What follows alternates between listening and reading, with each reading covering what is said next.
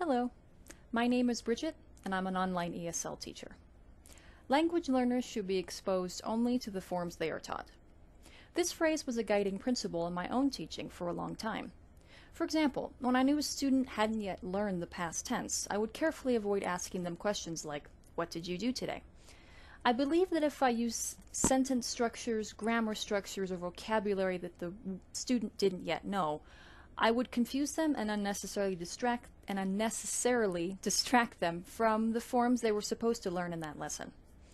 If you'd have asked me 6 months ago if students should only be exposed to the forms they are taught, I would have said yes. But after watching this module, I'm not sure if that assumption is true anymore. In fact, I suspect it's not. Certainly, we don't want to flood our students with a barrage of unfamiliar forms, but mindful use of new words and structures, coupled with the skillful use of techniques to make meaning clear, can help our students develop greater autonomy in the world outside the classroom. After all, if they're watching a YouTube video in English or if they're gaming with English speakers online, they aren't just going to hear the forms they're familiar with. That's not how real-life language works. Our students must feel confident practicing their English in authentic situations. To do that, they need to learn how to recognize and understand unfamiliar forms.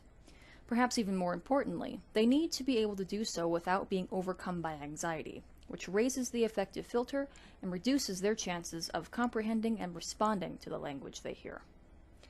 Using rich, varied language in the classroom allows students to develop these skills in a comfortable and controlled environment. You might even say that by thoughtfully choosing to introduce unfamiliar forms in class, we're scaffolding these essential language skills. We're helping them do an essential task, that is, speaking in authentic situations, first with help and later independently. I'm eager to apply what I learned in this module to my own classes, and I'm curious to see how it will impact my students' speaking and listening skills. My assumption is that by exposing students to unfamiliar forms, they will eventually become more confident and autonomous learners.